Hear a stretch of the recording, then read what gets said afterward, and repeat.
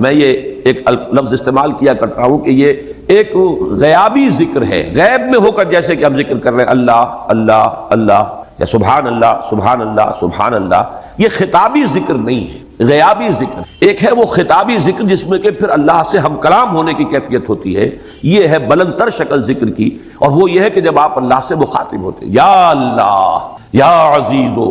یا قدیرو۔ اب یہ انداز جو ہے، جو میں نے حوالہ دیا تھا کہ سائیں عبدالرزاق صاحب کو میں نے یہ نقشبندی سلسلے کے ایک بزرگ تھے، اس انداز میں ذکر کرتے ہوئے دیکھا اور ایک عجیب کیفیت محسوس کی۔ تو فدعوہ بہا، اس کو پکارو اللہ کے ان ناموں کے ذریعے سے۔ تو میرے نزدیک یہ 4 احکام ہو گئے ظاہری: قیام اللیل، ترتیل قرآن، ذکر اسم رب یعنی اللہ کو پکارنا اس کے اسماء کے حوالے سے، اور چوتھے حجر جمیل۔ 4 ہی احکام ہیں کہ جو داخلی ہیں، داخلی کیفیات سے متعلق ہیں۔ تبتل اللہ، اندر بالکل یکسو ہو جائے آدمی کہ کسی اور سے کوئی امید، کوئی توقع، کوئی لالچ، کوئی متعلق نہ رہ جائے، بلکہ خوف بھی نہ رہ جائے، بلکہ لا حول ولا قوت الا باللہ پر اس درجے یقین ہو جائے کہ انسان گویا کہ کلیتاً اپنے رب کے ساتھ جڑ چکا ہے، اس کے دامن سے پیوستہ ہو گیا۔ یہ تبتل اللہ۔ دوسرا ہے توکل علی اللہ، کسی اور کا کوئی سہارا، کسی اور سے، کسی اور ذریعے پر کوئی دار و مدار، کوئی تکیہ، یہ کیفیت توکل جسے ہم کہتے ہیں، وہ بھی اللہ کے سوا کسی کے پاس، کسی کے ساتھ نہ رہ جائے۔ تبتل الی اللہ، توکل علی اللہ۔ اور نمبر 3 ہے وَاصْبِرْ عَلَىٰ مَا يَقُولُونَ، جو بھی لوگ کہیں، لوگ استہزاء کریں، تمسخر کریں، مذاق اڑائیں، بلکہ اس میں یہاں تک بھی ہو جانا چاہیے کہ انسان نہ اس سے متاثر ہو، نہ مدح و ثنا سے متاثر ہو۔ تعریف ہو رہے ہو تو ایسا نہ ہو جائے، تعریف کی جا رہی ہو کہ ایک پھولے نہیں سما رہا انسان اپنی اس تعریف کی وجہ سے، بلکہ یہ کہ اس میں بالکل ہر اعتبار سے، اس لیے کہ صبر کے معنی جو ہے وہ، جیسا کہ یہ ہمارے منتخب نصاب میں جب بحث آیا کرتی ہے صبر کی، تو میں تفصیل سے عرض کرتا ہوں کہ صبر کے مختلف پہلو ہیں۔ صبر جو ہے علی الطاعہ بھی ہے، اللہ کی اطاعت پر جمے رہنا۔ اس آیہ مبارکہ میں چونکہ ایک حکم کی تخفیف وارد ہوئی ہے،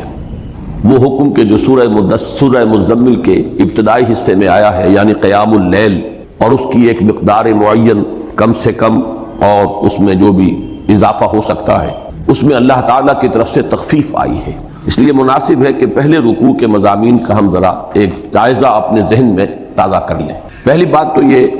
کہ میں نے آج یہ عرض کیا کہ اکثر حضرات کے نزدیک اس کی آیات 19 ہیں پہلے رکوع کی، تو یہ ذہن میں رکھیے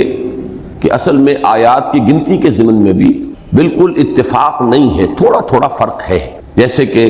سورہ فاتحہ کے بارے میں بھی ہے کہ بعض قراء کے نزدیک صراط الذین انعمت علیہم غیر المغضوب علیہم ولا الضالین، یہ ایک ہی آیت ہے، لیکن قراء کوفہ کے نزدیک یہ آیتیں علیحدہ علیحدہ ہیں۔ صراط الذین انعمت علیہم علیحدہ آیت ہے، اور غیر المغضوب علیہم ولا الضالین علیحدہ آیت ہے۔ اور سورہ فاتحہ کے درس میں میں یہ بیان کر چکا ہوں بارہا، کیونکہ اس کا موقع آیا ہے کہ یہی اختلاف ہے کہ امام شافعی رحمۃ اللہ علیہ آیت بسم اللہ کو شامل کرتے ہیں سورہ فاتحہ میں، تو ایک آیت وہ، اور آخری 2 آیتیں جو ہیں جو قراء کوفہ کے نزدیک ایک ہیں، وہ ان کو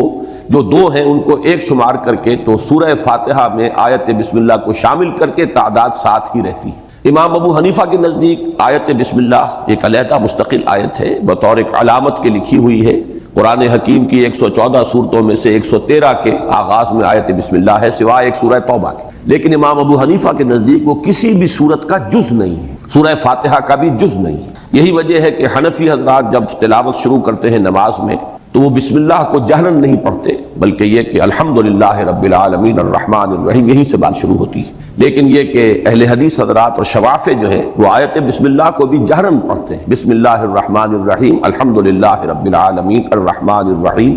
معلوم یہ ہوا کہ یہ بڑا مائنر سا اختلاف ہے، لیکن یہ کہ اتحاد ہو جاتا ہے اوپر جا کر کہ دونوں کے نزدیک سورہ فاتحہ کی آیات 7 ہیں۔ آیت بسم اللہ کو شامل کیا تو وہ آخری 2 آیتوں کو ایک شمار کیا، اور آیت بسم اللہ کو شامل نہیں کیا تو ان 2 آیتوں کو علیحدہ علیحدہ شمار کر لیا۔ اب اس سے اندازہ کیجئے کہ اسی میں ایک اختلاف یہ بھی ہے کہ آیا 113 مرتبہ جو یہ آیت بسم اللہ قرآن مجید میں لکھی ہوئی ہے ہر سورت سے پہلے، قرآن مجید کی کل آیات کے شمار میں ان سب کو بھی گنا جائے گا کہ نہیں گنا جائے گا؟ اس اختلاف کے بنا پر 113 کا اختلاف تو یوں سمجھیے کہ صرف اسی ایک بات سے ہو جائے گا، جو ہر مرتبہ آیت بسم اللہ کو شمار کریں گے ان کی جو تعداد ہے وہ 113 بڑھ جائے گی، جو نہیں کرتے ہیں وہ 113 گھٹ جائے۔ جیسا کہ میں نے عرض کیا امام ابو حنیفہ کے نزدیک یہ نہ سورہ فاتحہ کی آیت ہے، نہ کسی اور سورت کے اندر شامل ہے، یہ ایک علیحدہ آیت ہے اور علامتاً لکھی ہوئی ہے۔ باقی اصل میں تو یہ جز جو ہے وہ سورۃ النمل کا ہے۔ حضرت